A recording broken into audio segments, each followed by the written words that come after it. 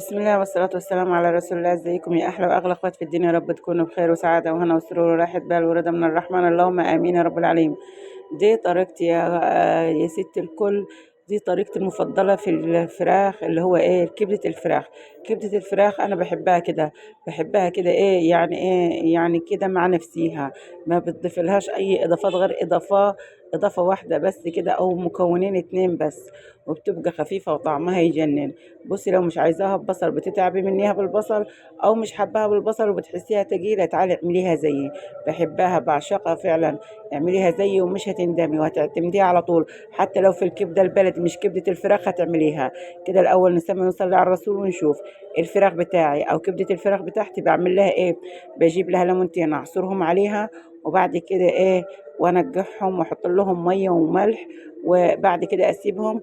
وبعد كده مفيش نص ساعة هغسل الكبدة بتاعتي من الليمون، ما احط يعني واغسلها وما احطلهاش خل، واغسلها كده واسيبها واصفيها زي ما انتوا شفتوا، بتبقى يعني فلة فلة فلة. وبعد كده انزل عليها كده، احط الطاسة احط عليها معلقتين سمنة، اقدحهم واروح احط الكبدة بتاعتي، واحط لها ملح وفلفل اسود زي ما شفتوها.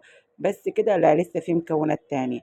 هسيبها كده لحد ما تستوي معايا، وهدي النار براحتي واشتغل فيها، اقلب فيها براحتي طبعا. بصي، ما تعليش النار، خليها براحتها تستوي براحتها، لان فعلا كبدة الفراخ من الكبد اللي فعلا ما بتاخدش وقت معاكي، وما بتاخدش معاكي اي مجهود، بل بالعكس ممكن تعمليها في اسرع وقت، وفي ربع ساعة في نص ساعة تكوني خلصتيها. سهلة بسيطة جدا، بس طعمها تحفة لما بتعمليها بالطريقة دي. بتبقى كده تحشيها كده في السندوتش لوحديها، تحطي عليها مثلا تحطي تجيبي جنبيها ليمون، تجيبي مخلل، تجيبي طحينة، حطي فوقيها أي حاجة، بتبقى طعمها تحفة. كده أنا هقلبها وهصبر عليها لحد ما تشمع كويس، ولحد ما أحس إنها هي فعلا دابت واستوت معايا. وبعد كده هنزل عليها فصين توم حلوين مهروسين، ودقهم بإيد الهون. لو معاهم فلفل أخضر اطحنيه معاهم برضو عادي. في الألوان حطيه عادي. بس أنا ما كانش موجود عندي، إن أنا بقول لك لو في حضرتك عنديكي، ربنا يحسن ما بين إيدينا. دق الفلفل الأخضر مع الثوم وحطيه، ضيفيه على المكون ده بس كده. بتبقى خطيرة خطيرة خطيرة بالدقة دي. بتبقى طعمها فعلا حرفيا بتتاكل هوا. وبالعلمك يعني انت شايفة، يعني لو في مثلا فتفوتة فيها بتتاكل، اعمليها على الطريقة دي وفعلا والله رهيبة فعلا. بعد كده في مكون اضافي تاني واساسي في الوصفة بتاعتنا، واستحالة تغيري عنه، وهتقولي لي لا هيبقى لا طعمه مش حلو، طعمه مش مستحب. جربيه وانت هتتأكدي انك هتعمليه وهتعتمديه على طول في الوصفة دي. يعني بصي كده كبدة خفيفة، ما يعني بسرعة سريعة تحطي فيها السندوتشات، تاكليها كده خفيفة ومشبعة في نفس الوقت، ومغذية وصحية. تعمليها لأولادك خفيفة، تاكليها مع نفسك خفيفة، تعمليها غدا، تعمليها عشاء، حلوة خفيفة جدا.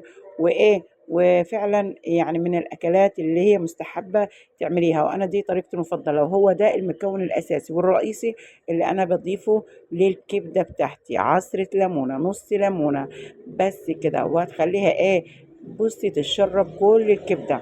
انت غسلتيها وحطيتيها في الليمون، ماشي يا ست الكل، فوق راسي من فوق، علشان بس نظافة الكبد لما بتاكليها ما تبقاش فيها زفرة. وعصرة الليمونة دي بتديها مزازة، طعمها رهيب. بتبقى تحفة تحفة تحفة. هتقلبيها، تديها تقليبة كده 5 دقايق لحد ما كل الكبدة تشرب الليمون معاكي، والثوم بتاعك يصفر. كده تأكدي مليون في المية إن الثوم بتاعك خلاص، الكبدة شربت الثوم، نكهة الثوم فيها، الليمون، عصرة الليمونة في الكبدة، كل مكوناتك اللي انت ضفتيها بتبقى في طعم الكبدة بتاعتك. هتبقى خطيرة وتحفة وخفيفة. وهي دي طريقتي فعلا في كبدة الفراخ اللي أنا بعتمدها على طول. ولما أكون مليش نفسي للأكل وعايزة أكل حاجة خفيفة، بعملها بالطريقة دي، وبتبقى فعلا طعمها تحفة. ويا رب كده يكون الفيديو عجبكم، يا ريت يكون عجبكم. وما تنسيناش فضلا وليس أمرا، اشتركونا في القناة، نورونا واشتركونا في القناة، نورونا فعلا، وارفعونا لايك، دوسولنا لايك، ونورونا أكتر وأكتر، وانزلوا لنا بكومنت حلو بالصلاة على النبي من إيدكم الحلوة. ويا رب كده تكونوا منوريني على طول. وبشكركم، بشكر فعلا وجودكم معايا. وأشوفكم في فيديو آخر، وإلى اللقاء. دمتم في رعاية الله وحفظه، والسلام عليكم ورحمة الله وبركاته.